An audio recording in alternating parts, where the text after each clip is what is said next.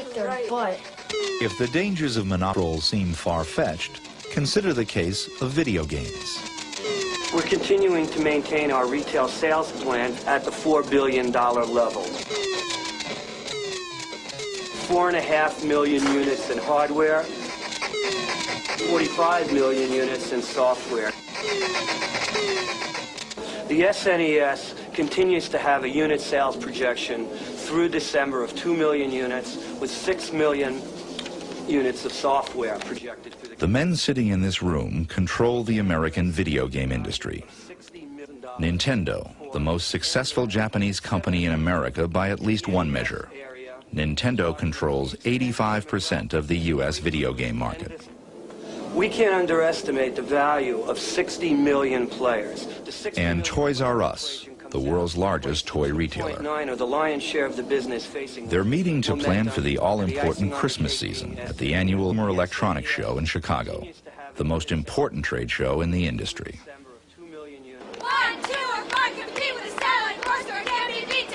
Even in a business known for flash and glitz, the Nintendo exhibit is something special. A $6 million display of pure market power. Nintendo Entertainment System is the frosting on the cake. To Marketing Vice President Peter Main, selling Nintendo is easy. They come, they try, they like, and they buy, and it's a fun business. Especially fun if there's no competition.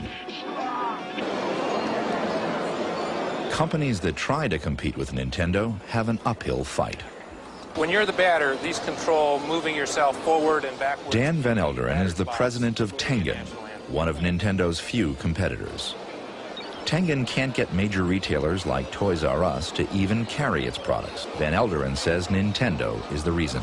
In a matter of 3 or 4 months, they were able to, one by one, contact all major retailers and convince them or intimidate them or induce them not to handle Tengen product.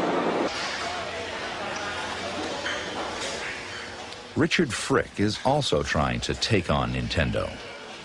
These factory workers in San Jose, California, are manufacturing video games for his company, American Video Entertainment. We can't match them dollar for dollar, but we can match them game for game. How many of the top 20 retail toy stores are your products in right now? None of the top 20 retail toy stores, none at all. Richard Frick says you can't buy his games in stores because retailers fear retaliation from Nintendo. The fear they have of not receiving future products into their stores, which they very much count on for their... Fear that Nintendo will cut them off? Would cut them off or not ship them or undership them, the products that they need, the new hit products. What's the response you get from Toys R Us? Well, they try to be very careful about what they say. They don't want to do anything to get themselves in trouble. And more than anything else, they just say that we're not a vendor that they can deal with at this point in time.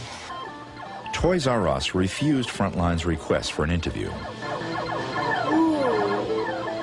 It's no surprise Toys R Us tries not to offend Nintendo. Competitors claim Nintendo games represent 15% of Toys R Us revenues, but 25% of its profits.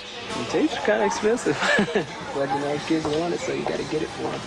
Parents may wonder why there's almost never a Nintendo sale. In 6 years, the price hasn't gone down at all. Not at all. Not at all. But every consumer product I can think of, these VCR, CDs, the price always goes down. Oh, I believe that the manufacturing costs of these products have gone down significantly for Nintendo. They've just kept all that money instead of passing it on to the consumer.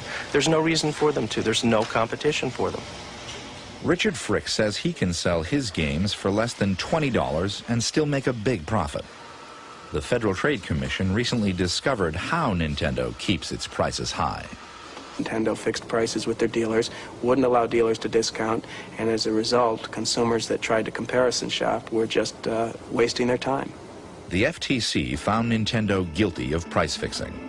As part of the settlement, the company agreed to refund up to $25 million to consumers. It will pay the fine by offering $5 discounts for the purchase of future Nintendo products. Introducing the next generation from Nintendo. It's a bit more exciting, a bit more challenging, a bit more graphic, a bit more colorful, a bit more realistic, a bit more secrets, a bit more enemies, a bit more friends. And a lot more expensive.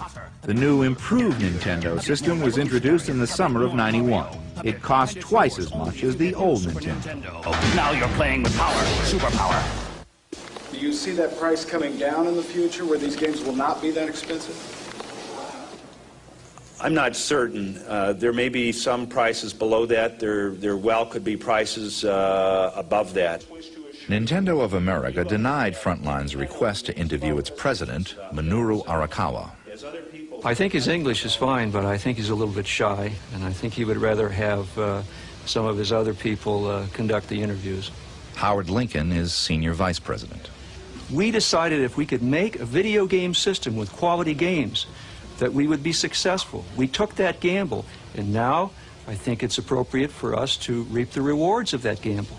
That is capitalism. For everything that's on the shelf Nintendo, there's absolutely no competition to make the prices cheaper, and that is one of the reasons why Nintendo is afraid of us, is we have an alternative source of product that's completely legal, that plays well, and they don't want to have any competition at all. That's what a monopoly is all about.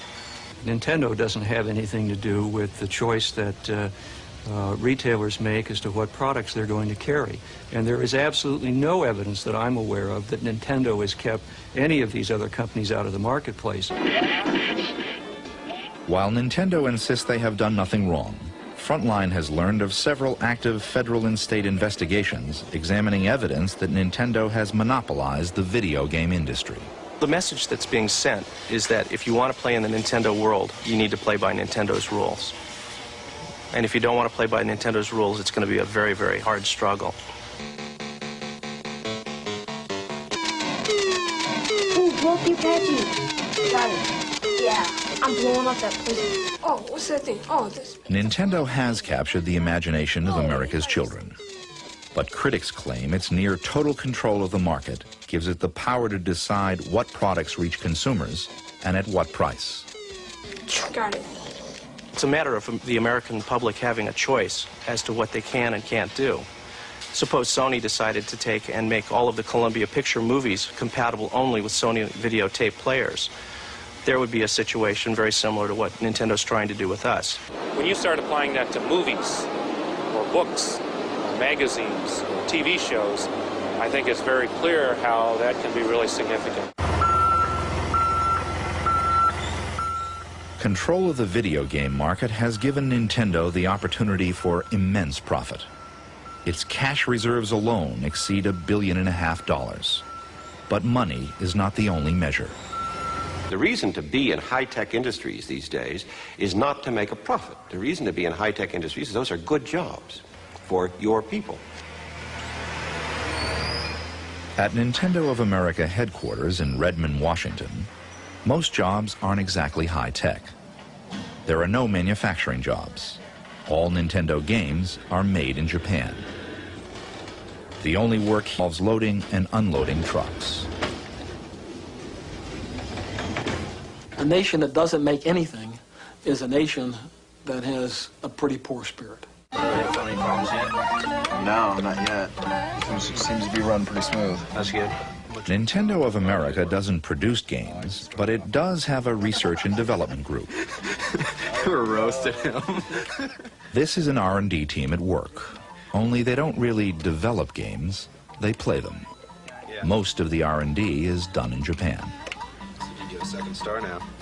Nintendo Gameplay, this is Sean. How can I help you? The largest number of workers are game counselors. They log 150,000 calls a week. Continue to the right until you get to this real big drop-off. That's when you want to use the umbrella. Looks like sort of like a balloon with a plus sign on it. You want to try to shoot for the head. Well, then you have to go and fight Astos. If you go down to the bottom right-hand corner, you can walk through the wall. You want to freeze him by hitting him in the head. Oh, okay. Okay, but then you want to spear him kind of midway through his body. All right. So it kind of cuts him in half, basically. All right. Okay? All right, that's cool. Is there anything else I can help you with? No, that'll be all. Thanks a lot. You got all that then? Yeah. Okay. All right, bye. Thanks for calling.